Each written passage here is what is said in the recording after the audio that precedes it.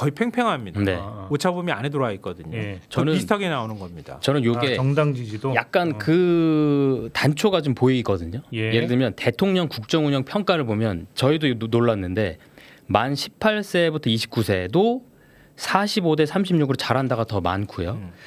이 30대, 40대, 50대는 뭐 아예 큰 차가 벌어졌고, 근데 재밌는 게 60대도 56%가 잘한다, 부정평가가 36이고요. 70세 이상이 51%가 잘한다, 그리고 부정평가가 33%입니다. 그러니까 전 연령에서 대통령에 대한 긍정평가가 높습니다. 경남이. 방금 연령별 얘기해 주신 네네네. 거잖아요. 예. 예, 저희가 준비한 자료가 좀 있거든요. 아, 연령별도. 예. 그거 한번 좀 보면서 한번 얘기를 좀 해볼까요? 예. 자, 연령별 지지도입니다. 네.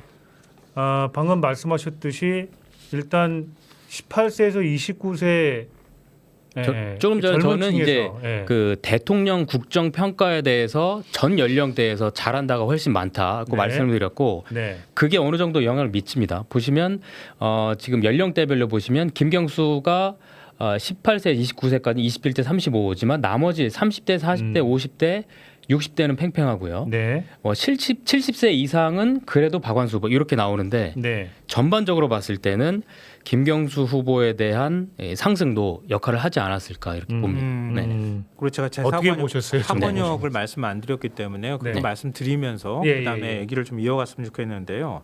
그 사건역 남부 해안 지역에 정당 지지율은 민주당하고 국민의힘이 2.5% 포인트 차밖에 나질 않아요. 그런데 후보 지지율로 가면 예. 이 평평했던 게 갑자기 기울어집니다. 어. 김경수 52.8, 박한수 35.8이에요. 네, 네.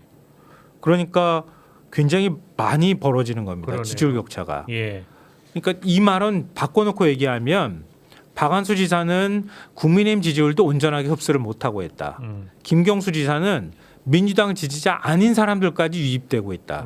이렇게 평가할 수 있는 거예요. 네. 그러니까 상권역인 서부 내륙 지역은 국민의힘 지지율은 굉장히 높고 강하게 나타나고 있지만 후보 지지율로 가면은 별 차이 없는 결과가 네. 나오는 거고 네. 남부 해안 지역 같은 남부해안권은 경우에는 정당 지지율은 비슷한데 후보 지지율이 한쪽으로 훅 하고 기울면서 김경수 후보 쪽으로 가고 있다. 17% 포인트가 높게 나타나거든요. 예. 그러니까 그걸 이 달리 어떻게 설명할 수 있겠는가? 예. 이거는 후보 경쟁력으로도 볼 수 있겠지만 집권 여당으로 후보라고 하는 힘 있는 네. 후보를 통해서 지역 발전을 이뤄야 되겠다라고 하는 기대감이 동시에 작동하고 있다 이렇게 볼 수 있을 것 같습니다. 네. 알겠습니다. 네. 연령별 결과 다시 한번 좀 띄워주시죠. 예. 연령별 결과를 다시 한번 보고 김성환 평론가님 그 연령별 아까 잠시 말씀을 좀 드렸는데 네. 그거 어떻게 전반적으로 좀 보고 계세요? 20대에서는 박한수 후보가 그 35.8, 김경수 후보가 27.1이거든요. 네. 그러니까 박한수 후보가 앞서는 거죠. 그러니까 정당 지지율하고 비교해 보면 국민의힘이 33.7, 민주당이 21이거든요. 네. 그러니까 20대가 좀 보수 성향이 있다라고 봐야 되는 건데요. 네. 흥미로운 건 전희영 후보가 8.2가 나왔어요. 그렇습니다. 20대에서. 네. 20대 정당 지지율을 조사해 봤더니 진보당이 9.1입니다. 네. 상당히 높게 나오는 거죠. 네. 그러니까 그 정당 지지율하고 비슷하게 수렴하고 있다 이렇게 평가할 수 있겠고요. 30대의 경우에는 민주당이 40.4, 국민의힘이 28.4입니다. 네. 그러니까 30대부터 이제 점점점 민주당 쪽으로 기울어지고 김경수 지사 쪽 지지로 기울어지고 있다고 볼 수 있고요. 40, 50대는 정당 지지율은 거의 55대 39도입니다. 민주당하고 국민의힘이 그러니까 네. 민주당 쪽으로 많이 기울어져 있는 거거든요. 예. 그리고 60대는 민주당이 40.8, 국민의힘이 45.5입니다. 국힘이 예. 약간 우세하고요. 70대 이상은 40, 50대하고 정반대로 민주당 29, 국민의힘 53구도입니다. 네. 그런데 후보별 지지율을 보면은요, 70대 이상을 한번 유심히 보시면은 김경수 후보가 35, 35.3이고요. 박한수 후보가 49.8입니다. 네. 제가 아까 29대 53구도라고 말씀드렸잖아요. 네, 네. 그런데 박한수 후보는 지금 국민의힘 지지도 온전하게 흡수를 못 하고 있는 거죠. 그러니까 김경수 후보가 꽤 약진을 하고 있네요. 저 연령대에서도. 그렇죠. 네. 후보별 조사로 들어갔을 때 그 기준이 달라지고 있다는 뜻입니다. 그러니까 나는 도저히 그래도 그러니까 민주당을 지지할 수 없어. 나는 예. 전통적으로 계속 국민의힘을 지지해 왔기 때문에라고 생각하시면서 국민의힘에 대한 충성도는 굉장히 높지만 예. 이번 지방선거에서 후보를 갖다 놓고 누굴 뽑으실 겁니까? 이렇게 물어봤을 때는 표심이 다르게 일부 작동하고 있다는 뜻이에요. 네, 네.